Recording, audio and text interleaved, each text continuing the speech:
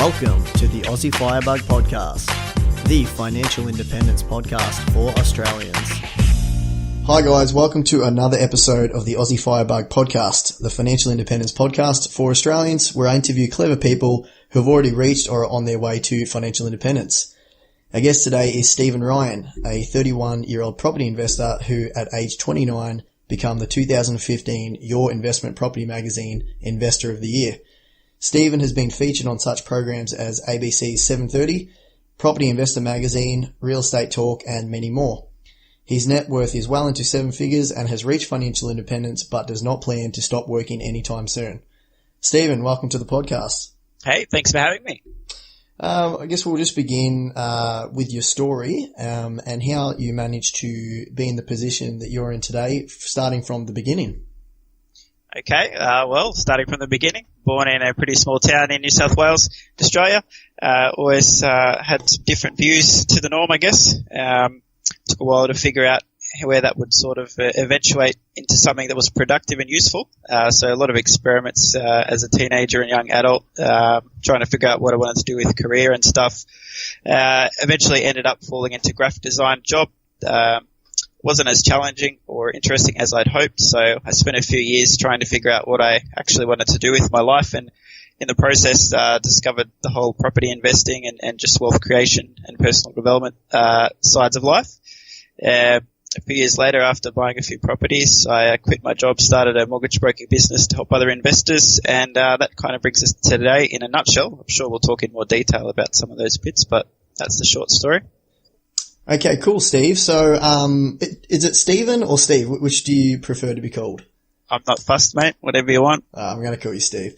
Okay, perfect. So when you say a few different opinions to the norm, what do you mean by that when you're growing up? I've always been inquisitive. I'd always been willing to challenge conventions. So I think the earliest I can recall that happening is when I was being brought along to Sunday school as a very young man, and I had a lot of questions to ask that I wasn't getting sufficient answers to. Throughout primary school and high school, I had a lot of headbutt moments with teachers as well, not out of an interest in causing trouble, but just to try to understand things better and question everything. So always been curious and very learning driven, big passion for science as well. So most people would describe me, who know me quite well, as a complete weirdo, but then they'd follow that up saying, but a pretty nice guy. So, very unconventional in just about every aspect of my life, I'd say. Nothing wrong with that. Yeah, well, if you keep doing what everybody else does, you get the same results, and they're not for me. That's exactly right. So you spoke a bit about, so you got into property investing. How did that come about, or how did even investing come about? Because it's not really, a young guy, property investing, most young guys want to spend their money on something else. Do you just want to walk us through a bit about that? Yeah, sure. I've always been pretty reasonable with money in terms of, saving, and not spending too crazily.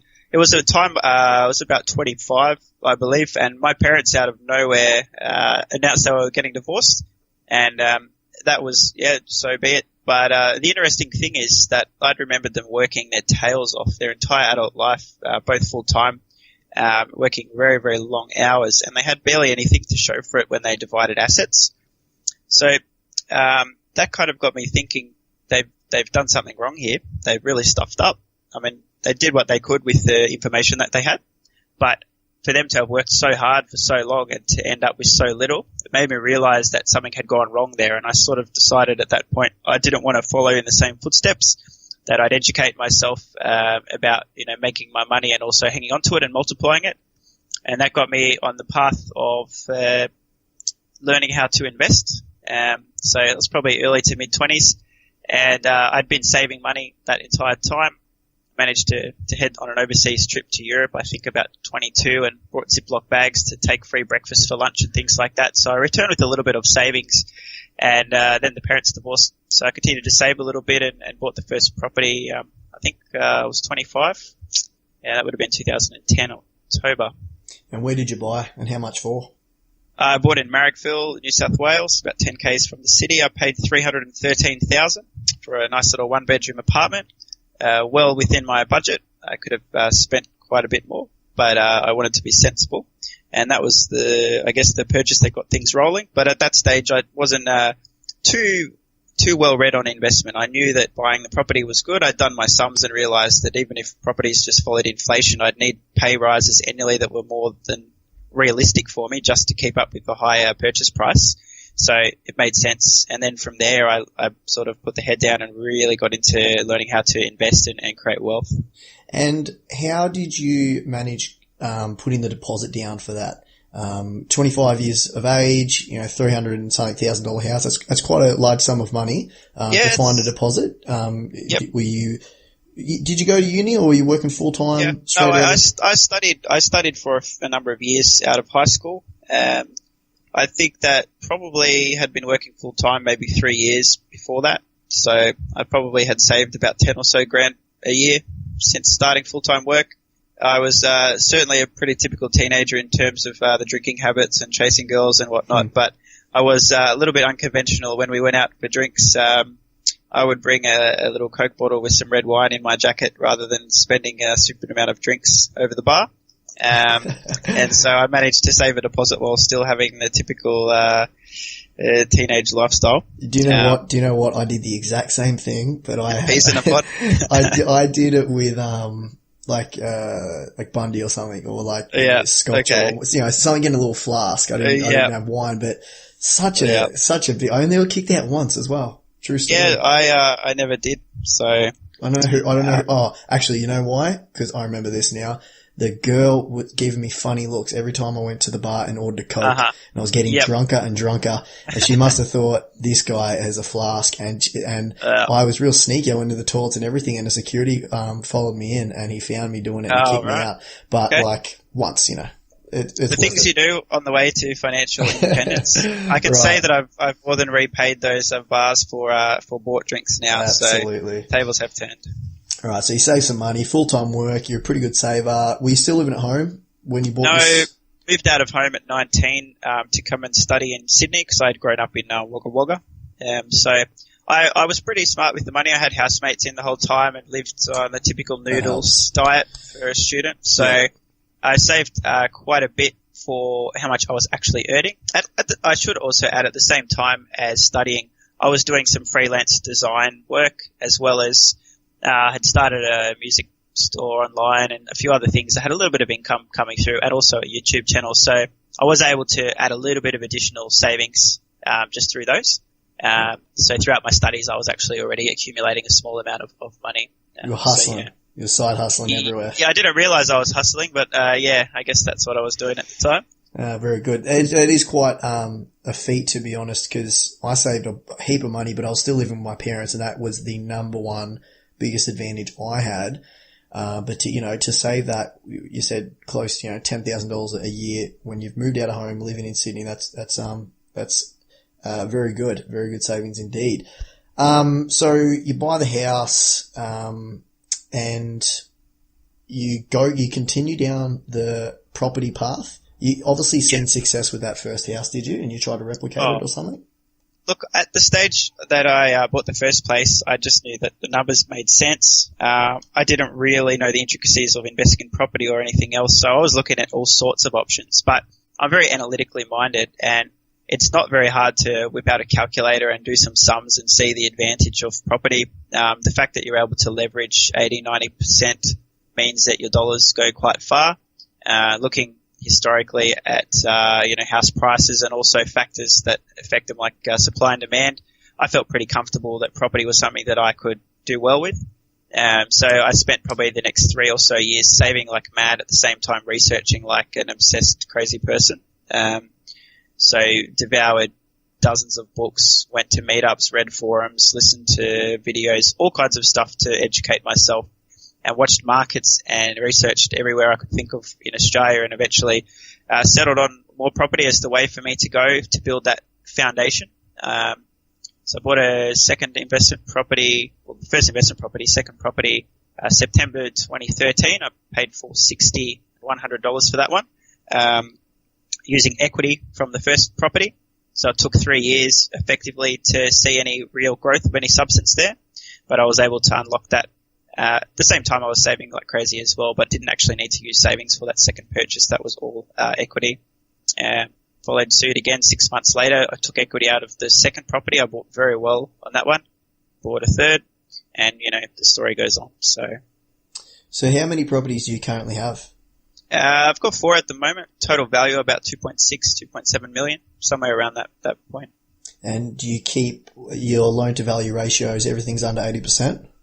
At the moment, yep. Initially when I was buying, generally I was borrowing 88%, capitalizing lenders' mortgage insurance up to about 90%. If you're trying to accumulate assets, it kind of makes sense to use as much of other people's money as you can. It allows you to keep more of a buffer aside in case of emergencies, and also just the return on your initial capital is much greater. So that initial portfolio, I think in total of my own savings period, maybe $60,000-$70,000 of cash has gone into that, and the rest of that has come from equity. So that $70,000 is now controlling a portfolio many times its original value. And I've seen at least a 10 times return on that initial capital as well. So, and what's the rental yield like across your properties? So good question. The very first place that I bought to live in, which now I do not occupy, that's in the early 7%. So getting a pretty good rent return on that one, but I've owned it for 6.5, 7 odd years. This is the benefit for not turning properties over quickly too, is over time, if you get appreciation in value, you'll also find that rents tend to track up, but the amount of mortgage you owe doesn't increase.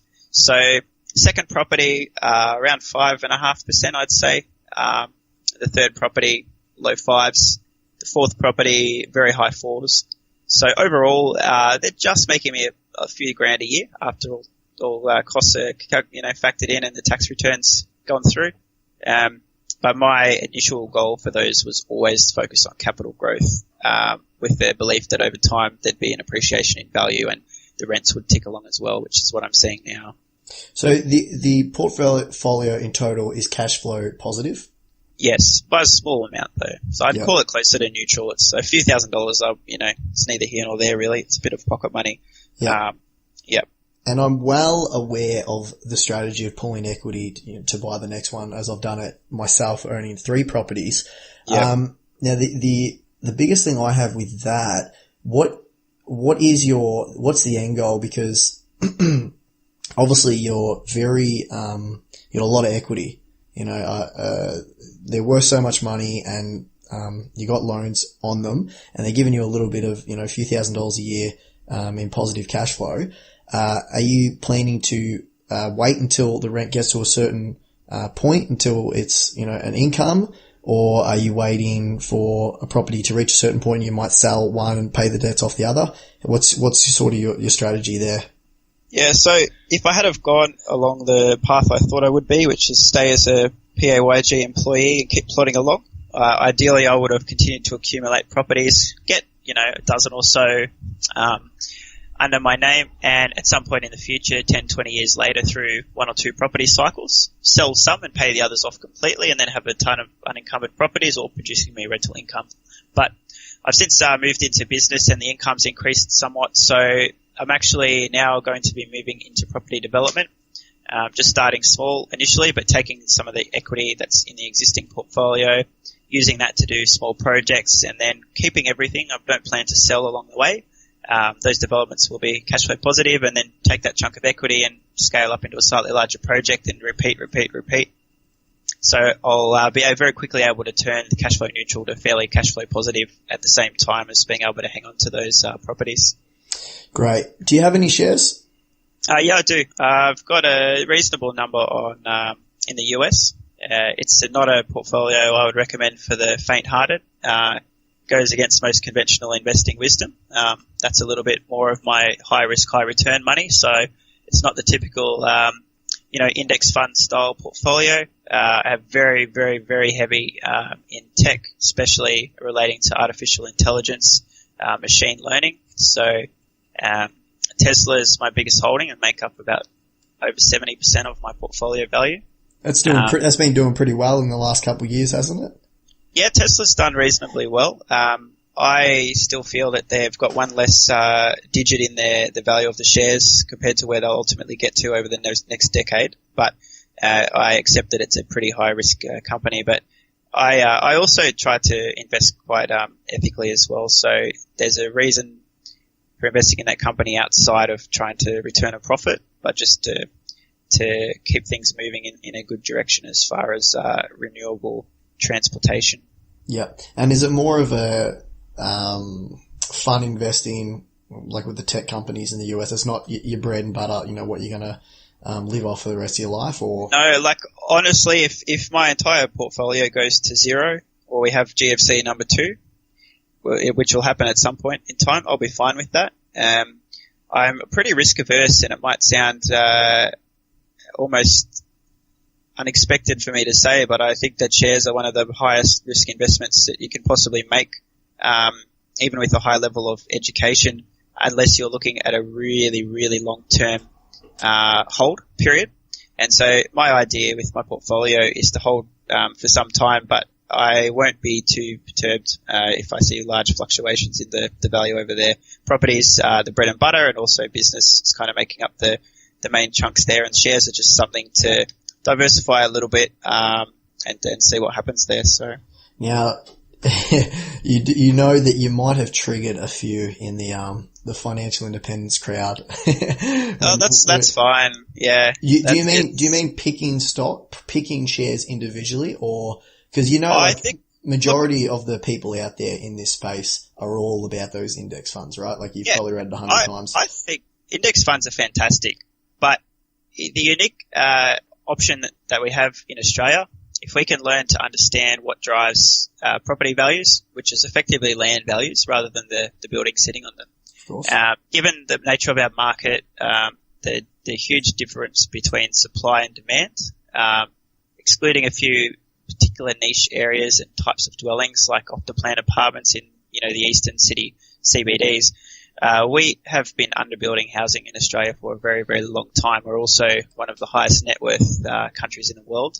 So for somebody that's sort of starting out or at a stage where they're trying to accumulate capital and increase their net worth, it's very hard to make an argument for shares having even close to a hope of competing with property, assuming that you're willing to leverage property at 80-90%. And that you're not able to do margin lending on shares above, say, a 50% loan-to-value ratio, keeping in mind also that if you do leverage on shares, you do have the risk there of something like a margin call, which doesn't occur with property. So, as I said, I'm very analytical on that side of things, and I think it's great to have, diverse holdings in different kinds of investments, but I'm pretty confident that my property returns are going to be multiples, if not orders of magnitude above my shares, even if I were to do something like just grab the old index funds. The other thing too is I'm pretty impatient. You'll certainly see good long-term results on shares, especially index funds are really the way to go there, to be pretty conservative. But it's hard to match more highly leveraged assets. So what you're basically saying is you see in the future, and we're sort of skipping ahead because I wanted to delve in to this area a bit later on, but we'll go here now. Property returns are going to blow shares out of the water in terms of returns over the next 5-10 years. Is that fair to say? In terms of cash on cash returns. So I would suspect that shares would just have just as good a chance, if not more of a probability in terms of percentage growth to outperform property in Australia. But we're not factoring in the leverage. So that's a key point. That's a key point as well. I always hear that. Like, and I'm in both camps here. I've got 3 properties, but I'm up to about 70k in index funds now. So, if either one goes up, I'm really happy. But, I do think that whenever someone is saying how shares beats, the last 10 years, shares have outperformed property. Yeah, like maybe at a dollar versus dollar, percentage wise they have, but they're completely ignoring the whole, like I think the best thing about investing in property, which is the leverage. So yes, I agree with you in that point. Yes, and also we do have to be very mindful to factor in the risks as well. If you are leveraging shares, you've got the probability of a margin call, needing to keep extra capital in reserve, those kind of things as well.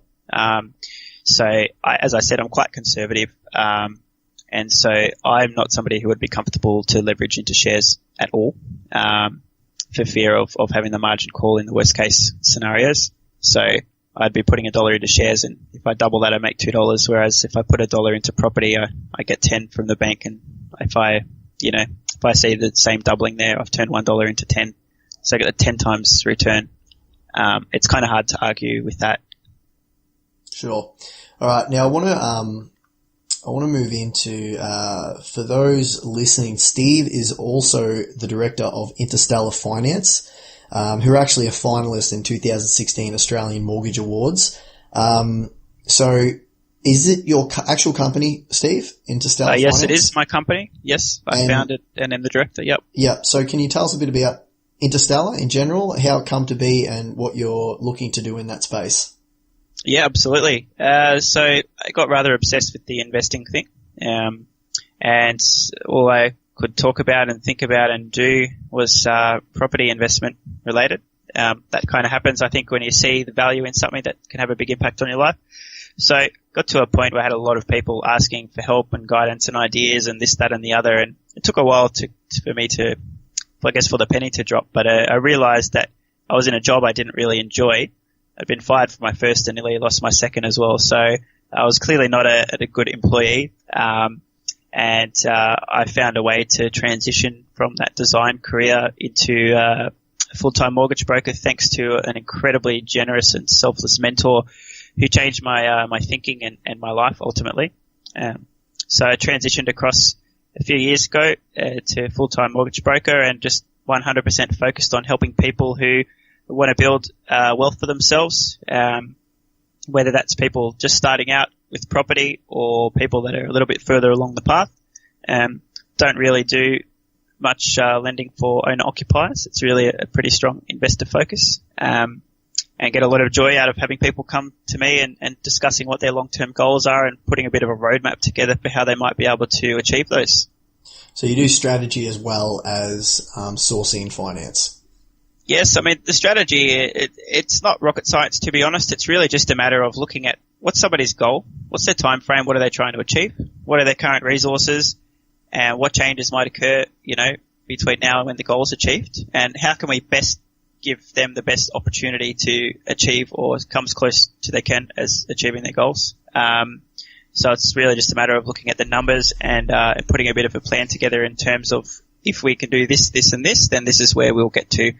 Because a lot of people, I think one of the mistakes that people make, maybe not so many of your listeners, but in general, in terms of financial goals, is they might think, I'm going to invest in, some shares, or invest in a property, or, buy some silver, but they don't really know why, what the end goal is. One of my big roles is really to help people clarify exactly what they're actually trying to achieve, but more importantly, why. If you don't have a strong why, you're not going to have the drive and willingness to do what it takes. You'll talk yourself out of things, you'll procrastinate, you'll let fear prevent you from acting. So my real job is to help people clarify what they're trying to achieve, and then kind of give them the resources and empower them to actually take some action. Excellent. I think that's so important as well. Clear roadmap, what you're trying to achieve, why you're trying to achieve it, rather than, I should just buy a property because people have been telling me that's what smart people do and I want to be smart. Yep. Which is funny enough, the reason that I started to buy property, but then I read Rich Dad, Poor Dad, and the rest was history. But yeah, still. Look, a lot of people start and it's better than doing nothing. True. But it's definitely worth knowing why. And it really has to be tied to something more important than just a financial goal too, because if you don't know what that result's got to bring you in terms of your lifestyle, how you can give to others, how you can have freedom, it's meaningless. Like, nobody cares if you're worth $2 million or $10 million or if your passive income's XYZ. You really need to tie that into something more meaningful than just a number. What's it going to do for you? How's it going to change your lifestyle? How can you help other people and impact other lives in a big way as a result of achieving that goal? Now, just while we're talking about this, I guess it's a good segue. So you could pull up stumps right now. If you sold everything that you owned, you'd have enough money to live passively for the rest of your life. Is that correct? Yeah, a fairly moderate lifestyle, but one Sure. I've certainly lived the majority of my life. No problems. Yeah. So, and it's funny. I'll just let the audience in on a little story we had over emails. I was trying to get Steve we're trying to book a time to do this podcast, and Steve was emailing back saying how flat out he was at work and how he just didn't have any time to do the podcast, and it was hard to get days and everything like that. And I just thought it was ironic that this is a guy that's worth over $1 million, 31 years of age, he's financially independent right now, could pull up stumps and basically live, as you said, a moderate lifestyle. But you're working harder than ever, mate. Absolutely. What's the reason behind that? And with the whole financial independence, retire early, I want to put it to you. What's your goal with property investing, and does the retire early bit in FIRE, does that interest you whatsoever? Yep. Good questions there. So, what was the first question there we're covering off? I think it was just, what's your goal? What's your ultimate goal? Why are you doing property investing? I know you've started a business now, but what? And also why I'm working so hard, I guess, in the meantime. Yeah.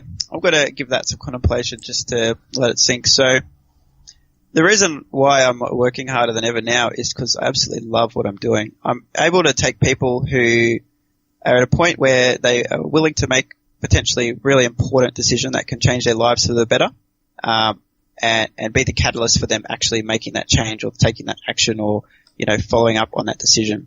And so I spring out of bed in the morning and I can't get myself to stop doing what I'm doing in the evening, because I know that I'm having a really big impact on people's lives. Whether it's one or two conversations we have here or there, or even if they don't end up really going down the property investment path, to plant a few ideas and seeds in their minds that can really change their thinking, their mindset, their outlook. It's very rewarding. And after being in business for a little while, I start to hear the feedback coming from people that literally saying things like, you've completely changed my life, or the way that I think. I'm, really grateful. So what I'm doing now is so rewarding. I can't think of anything else at this point in my life that I would rather be doing with my time. So that's what keeps me doing what I'm doing. There's no other reason behind it, it's a great position to be in, being excited to get up and wishing you didn't need to sleep so much so you could help more people. And can I just add to that as well? I've been to a lot of forums, seminars, met a whole bunch of people that are multimillionaires that run businesses, and they do it because they love doing it. And it always annoys me. So many people just can't, accept or get over the fact that someone is worth so much money, but they're still working. It's like, they must be a con artist. Why would they still work if they were worth if their story was true, why would they still be working? Yada, yada, yada. It's like, actually, there's people that exist that, legitimately just do it for the love. And yes, it's a business, so you've got to make some sort of money to keep the business functioning. They've got staff they've got to pay, they're not going to do it at a loss, but essentially they're giving away their time for free. Like, these people do exist, and you can be in that position if you become financially independent. I just think, a lot of people that have never even considered the concept of financial independence jump to all sorts of conclusions. For people that have walked the walk, and they might charge a little, fee for their wealth of information that they have, but they just can't get over that fact. It always comes back to why would they still be working if they were, worth so much money? Yep. I think, most commonly comes down to a few things. Some people, they're in a position in their own lives that they're not happy or satisfied enough with, that they can't understand why anybody, given the choice to just throw it all in, just go sit on a beach and drink cocktails, wouldn't do so. And another part of that, I think many people aren't willing to face the fact that they're not where they want to be in their lives, and they're the only one who's responsible for that. So rather than go, if this person's doing this, why would they still be doing this, and ask more questions and uncover that they're really passionate, they enjoy what they're doing, etc., etc. They just, make a decision, without all the facts based on their own perspective rather than reality. So it happens. Yep. And would it be fair to say, so you're working a job you didn't particularly like, would it be fair to say that you were striving for financial independence to escape that job? Definitely a push to get out of there, to change my circumstances. Absolutely.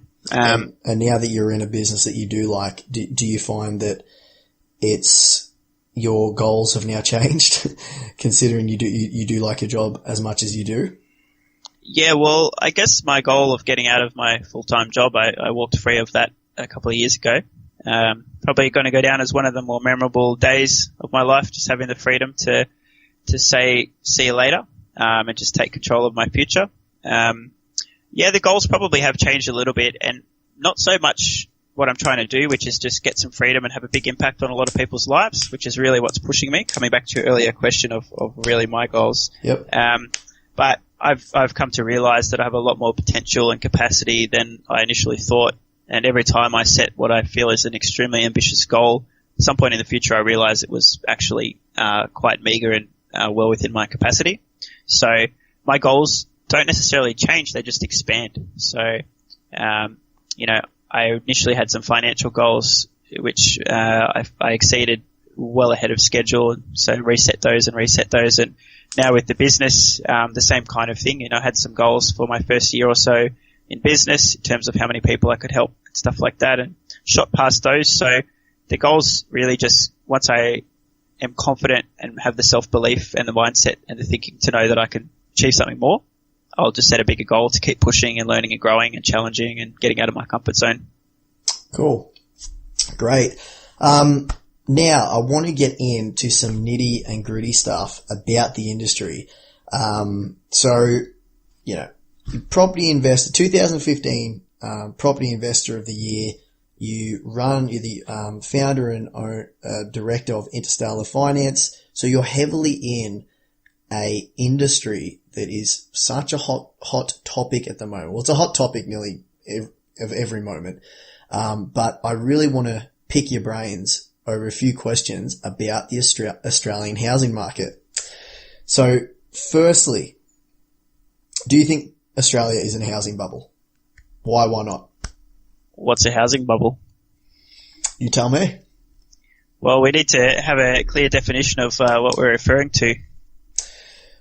All right, let me rephrase that then. Do you think that, well, let's be honest, it's Melbourne and Sydney, because I don't buy into the whole Australia's in a, unaffordable, that every place is unaffordable. It's when people start harping on about this, it's 95% they're talking about Melbourne and Sydney. They're not talking about anywhere else. Yeah. Is the price increases that Melbourne and Sydney have seen the last 10 years or so, is it sustainable? Do you see house and apartment prices coming down by 20-30% over the next 5 years? Okay, so the sustainableness of their growth, or sustainability, if we're talking the last 10 years, if we average that out, then certainly, but the last probably 3 or 4 years, definitely not sustainable. This is what we refer to as a property cycle.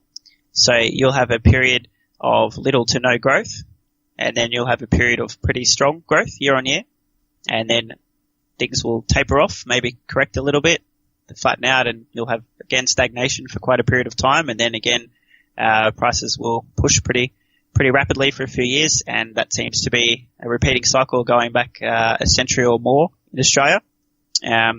I see at the moment Sydney and Melbourne in particular are pretty much peak of the market. I wouldn't be buying there as an investment unless I've got a view of 15, 20 years or more. I stopped buying Sydney a number of years ago and moved my money into Brisbane. Apartments, I would not be touching off the plan apartments with a 4 million kilometre pole in the Gold Coast or Brisbane or Melbourne, and perhaps even Sydney. There's quite a large amount of supply. There's quite a large number of approvals still yet to commence construction, and you're asking for trouble with those types of investments. But a savvy investor wouldn't really be buying those anyway, because a brand new apartment, you're paying a developer's profit margin, their marketing fees, their advertising fees, their agent commissions. None of my clients, for example, are buying those types of things, but definitely caution to be yielded there. Outside of that, houses, different kettle of fish. Sydney and Melbourne, again, I wouldn't be buying houses there at this stage in the cycle. I think we're pretty much done for growth. I don't have a crystal ball, but there's a very large market out there at the moment, and many other capital cities around Australia at a much different stage of their property cycle. So plenty of opportunities out there for people willing to do their research instead of get it from the news. So you don't see any sort of crash happening? Look, I don't have a crystal ball. I can't say for sure, but I don't see any triggers for, 10, 20, 30% reduction in prices in Australia. That would be unprecedented outside of a few, anomalies like mining towns in the history of real estate here. Even the GFC, the worst we saw was about a 10%, reduction, which, a year or two later things had bounced back to where they were. So I would have to see something orders of magnitude bigger than the GFC to have any reason to believe that would happen. Now, you're such a great guest for this question because you're in the business of sourcing people loans. I personally, I'm a bit on the fence. I'm not too sure what's going to happen, but I think a major contributor to the spike in house prices in the last couple of years, a major contributor for that has been record low interest rates. Now, you being a mortgage broker, where do you see interest rates moving this year and the next couple of years? And basically, I just want to know your opinion on that whole situation. And also, is now a good time to fix your rate? Why or why not? Good questions. As I say, my crystal ball isn't perfect, so take all with a grain of salt. My gut feel is that we're in for pretty low rates for the foreseeable future. Unless there's major improvements in our economy overall, I can't see reason for the Reserve Bank to be lifting rates. Maybe we'll get a 0.25% or 2 here or there, nothing too substantial. Any much further out than a few years, I really can't see that far. But I do feel that we're not likely to return to the rates that our parents perhaps experienced in the early 90s. We're in a different era, a low inflation era. We've got the reserve. There's an inflation target that we have now, which has been pretty consistently maintained as well. So I would be surprised if we see too much movement either way with rates. That being said, lenders are within their own rights to move their rates and change their margins as they please. Correct. And they do have the power to do that. I won't name names here, but certainly a year or so ago there was some very competitive pricing discounts being offered by certain lenders to bring on new business and retain existing. We're seeing those same lenders now claw back a lot of that lost profit by lifting rates here or there, some of them under the guise of ASIC, and APRA wanting to slow investor lending. As far as fixing rates go, that's a much more complicated decision than just fixing so you've got some certainty over a rate. There's some implications there around what are your plans with that loan? Are you building a portfolio, or are you just an owner-occupier? Will you ever consider refinancing or moving? Would you ever invest? Will you ever want to access equity? I actually fixed my first loan on my owner-occupied property before I knew what I was doing. Probably the most costly mistake I've ever made, actually. Came to about $50,000 in total from extra interest and a huge break fee when I realized that I had made a serious error of judgment because I didn't know what I didn't know at the time. I would always say, talk to your broker about that stuff. Make sure that they know what your plans are longer term, and they can give you a bit more guidance as to whether or not it might make sense. And also just think about the risks of fixing versus not. My loans is currently all variable, and I plan to keep them that way unless I see very strong reason to do otherwise. Yep, I'm a fan of variable as well. I actually did write an article about fixed versus variable. Just a shameless plug there for that article. I'll put that in the show notes. But yeah, I'm on the variable camp as well. I think there's very rare moments in history where you actually fix your rate and you come out ahead. It's like you said, it's a different story. It depends on circumstances. Like if an interest rate hike is going to put you underwater, then you should probably fix. But if you've got the capital and you got the buffer, I think that variable has been the better option 80 to 90% of the time, throughout Australian history or something ridiculous like that. And it also, like you said, if you're an investor, you're fixed, you can't withdraw equity out and like all that stuff, but I'm a fan of variable. Yep. Now so you don't foresee it going up too much. What about the Federal Reserve? The US Federal Reserve upped their rate the other day, I think the other week. Yep. And I immediately seen on the internet, I think it was ANZ, or maybe it was Commonwealth, I can't remember, but it's one of them upped their rate on investor loans, which like you mentioned, the investor loans, the cash rate isn't directly tied to, like, the banks can set their interest rate, whatever they want. Is there a correlation there? And a lot of people are speculating that the Federal Reserve is going to up their rate again, possibly 3 times by the end of the year. How do you see that playing out?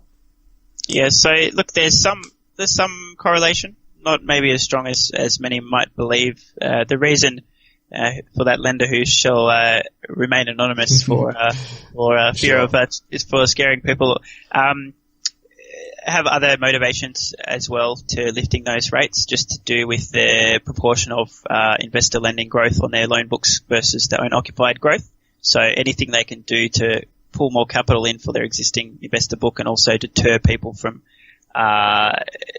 bringing additional investor lending across they're doing at the moment. I think that there'll be some influence, if the Fed lifts rates in the US, there's a little bit of funding that the Australian lenders, at least many of them, get from the US as well. But I can't see it having a huge impact. It's really going to be, a little bit more down to local conditions. But just on the point earlier, you mentioned if a rate rise was going to put somebody underwater, then definitely worth fixing. Mm-hmm. I would say that if somebody has a loan and a single rate rise could put them underwater, they should not have got a loan. It shouldn't have been approved either. People need to be very mindful that their circumstances can change, whether it's change of household income, whether they can have injury or long period off work.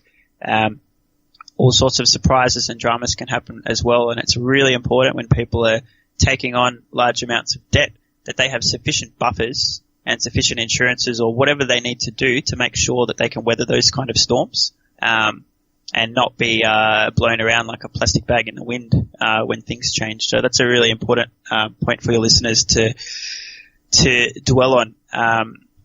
Whether you're taking on an owner-occupied mortgage or investing, it's crazy not to retain a reasonable buffer of cash to cover living costs and expenses and surprises and rate changes so that you aren't forced to sell at a bad time. Spoken like a great mortgage broker. That's a good segue into my next question. You mentioned so that everyone should have a buffer, which I 100% agree with. Fantastic advice. How have you seen the banks change their lending standards over the last few years that you've been in business? Has there been a big shift? If so, in what direction, and how do you see it moving forward? Because from what I read, it's harder and harder to get a loan these days for an investment property. Yep. You're reading fairly correctly. The timing of starting my business was pretty much in line with the beginning of the very intense tightening on lending policies. So APRA's basically been in the ear of all the lenders in Australia, telling them they need to pull their boots up a little bit. And that's had a very, very large impact on mainly people, unfortunately, not the right folks to really hurt, but people that are starting out and people on those low to middle incomes who have an existing mortgage or are looking at doing some investing to get ahead. So up until those changes started to come through, 18 or so months ago and continue to get tighter and tighter, somebody on a pretty reasonable sort of a median income in Australia could start to build a bit of a nest egg for themselves and get the ball rolling, whereas now it's become extremely challenging. Whereas previously many lenders were looking at your repayments on existing loans that you may have basically at what you're actually repaying, and then a small buffer on top of that to factor in a couple of rate rises. Generally now, loans that you have elsewhere and a proposed loan are being assessed at about 7.5% interest, and they're being assessed usually over a 25-year loan term. So we would have to see, I don't even know how many 0.25% interest rate rises for rates to get to that, probably talking 16 or 20. So now the lenders are effectively factoring in the Reserve Bank or themselves passing on, a dozen or more rate increases and saying, can you afford to pay that? And if you can't, no loan for you. So it's definitely become a lot tougher. It's made things very challenging from my perspective as well. But it comes with the territory. We do have record low interest rates at the moment. And so it is sensible for lenders to be mindful they won't stay here forever. Mm. Yep. I think it's a good thing. Do you think it's a good thing? I think so. There's probably better ways to go about it, but it's a very complicated issue. The thing that's very unfortunate is the people that it's affecting most, the people that it should be affecting least, and that's people on those lower and middle incomes who are now either unable to get a foot on the ladder or have thought that they were doing the right thing by paying their mortgage off as quickly as they could under the impression that they could, refinance it and increase their loan later and, use that money for a renovation or for a buffer. And now many of those people are stuck. And it's not necessarily best. Yeah, many folks have got the short end of the straw there. I think lenders, certainly have to be responsible, and generally they are with their lending as well. It's a shame that sort of a third party needs to step in and decide what policies they're able to implement in terms of how they're assessing loan repayments and things like that, because it's bringing the lenders more and more in line with each other, and it's getting closer to the point where it's just like, what flavor of vanilla would you like? You can have yellow vanilla or the red vanilla, or there's very little choice and differentiation between the lender policies now, which means less choice for consumers, and it also means that the larger banks can use their resources to crush their smaller competitors, which means less competition. So interesting, because most people wouldn't have even thought about that from that perspective, but it is interesting to hear what you have to say. Do you think, so you mentioned that the banks are now calculating all loans on about 7.5% to see, if you can't pay it back when it's at 7.5%, we're not going to give you a loan, which is, I think, is a good thing. Do you think there's going to be a point where a household simply cannot service a loan? And in your professional view, do you think Melbourne and Sydney are close to reaching that point? If current trends continue the way they're going with prices rising, how far away is it? Because I'll bring up an example. My sister and her partner were looking for a house a few years ago in Melbourne, and they were both professionals working full time, earning good money. And like some of the houses that their friends were buying, it was just the loans on them were outrageous. And they crunched the numbers, they did their due diligence, and an interest 1-2% interest rise here, maybe if one of the her or her husband lost their job, they'd be underwater very quickly. Like, it was getting to a point where all their friends are, getting these enormous loans, but they are so close to, they're so on the edge of something bad happening that it's, I think, and you're going to know more than I will because you're approving people's loans all the time, but at some point it's just the household simply does not have the income to support a loan. Are we anywhere near that point in specifically Sydney and Melbourne? Look, Sydney and Melbourne, you need an above average income to get a below average house at this point in time. That's just the nature of the property cycle. I think there's a big gap between what people could afford to be paying versus what a lender will give them, assuming that their household expenditure is reasonable. If a lender's assessing your repayments at approximately double what they are or close to, there's still quite a bit of room to breathe. But that's a very different issue from the fact that people who are taking out loans that they're going to be slaves to their jobs for another 40 years just to repay them on an owner-occupied property. They may well be able to make the repayments, but the penalty they pay in terms of their lifestyle over the next 2 or 3 or 4 decades is a bit ridiculous at this point in time. I would be suggesting that if people are looking at getting into a home in somewhere like Sydney or Melbourne, to think how can they actually multiply their money now in other markets and other investment classes and bring it back into Sydney next time when they're not going to be competing with crazy people that have been missing out. Because it's the median price just about everywhere in Sydney now, 7 figures. That's a very long commitment. You're going to end up paying about 3 times the amount back to the bank over the lifetime of the loan. But a lot of people trying to keep up with the Joneses or don't know any better, and we're seeing this right now, just about everybody buying homes in Sydney and Melbourne right now, making a decision that is going to have big, probably negative consequences for them in terms of their lifestyle for many decades to come, because they don't know other options. I know it's crazy, but surely there's a point, that it reaches a point where the household income just simply cannot afford to pay back a certain loan type, or a loan of a certain, magnitude. We're definitely beyond that point for the typical household in Sydney, but given that we have extremely low levels of stock, same for Melbourne, the people that are competing for property now aren't a typical household. They're done and dusted. They've been on the sidelines for a year or two. People who are competing now are people that have additional resources, higher incomes, already on the property ladder, have help from mum and dad, are downsizers. So in terms of affordability for them, I think that there's still a little bit of room to go. But in terms of affordability for a wider audience, definitely not there. But given that we have such a shortage of supply and such a high demand, I won't be surprised if prices in Sydney continue rising throughout the rest of this year before they taper off and maybe come back a little. But from there, I think things are going to be flat for quite some time.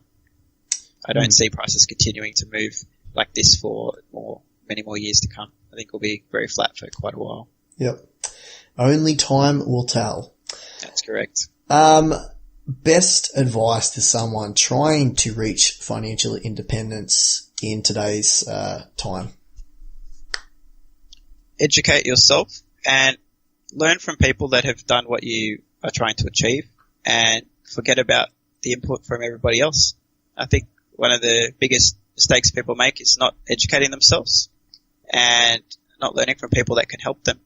It's, if you want to learn how to, retire early from your job, is it better to talk to your colleagues who haven't retired early, or find somebody that has retired early and ask, how did you do it? You'll find that people that have had some form of success, however you define that in life, generally are quite generous with their time and advice. And if you can find a mentor that's willing to spend a little bit of time to help you, to recommend some resources, books, courses, seminars, and to change your thinking, I think that will have the biggest impact on your life. And don't get your investment advice from the media. Their role is to sell advertisements, not give you a unbiased and accurate reflection of what's going on. So self-education and learning from people that have walked the path, I think they're the big tips. Fantastic. And was there anything else that you wanted to add or cover that we didn't speak about in the podcast? Actually, yeah, there is one other thing to add in the mix. If you're really, really adamant on becoming financially independent, business is definitely going to be the most effective way to get you there. So a mentor of mine, my mortgage broker actually, while I was investing, said to me a while ago, Stephen, your biggest limiting factor is going to be your income. There's a pretty low ceiling in your industry. Maybe you should think about business. And at that stage, the thought had never occurred to me. But fast forward a few years, and I now have started a business that's certainly paying the bills. And I think that if people are really interested in financial independence and retirement early in particular, plugging away at a PAYG job, year after year, and buying your index funds and stuff will certainly get you there earlier than most. But if you really want to add some fuel to the fire and accelerate things, it's well worth looking into business. Great perspective from someone that's done it. If someone wants to get in contact with you, where can they find you? They can find me on Property Chat Forum or on my website. Just Google Stephen Ryan, investor or mortgage broker. I'm sure you'll find me somehow. I'm happy to have a chat to anybody if they'd like to have a bit of a look at what their options are in terms of investing. But other than that, I'd say if anyone's curious to learn a bit more about the property stuff in particular, just head over to the propertychat.com.au forum. there's tons of people there with a great amount of experience, happy to share their thoughts and ideas and answer your questions. That could fill a lot of the blanks in for you. Great. I'll put a link in the show notes, guys, to Steve's profile on Property Chat and stuff like that, and his website, so you can find him quite easily.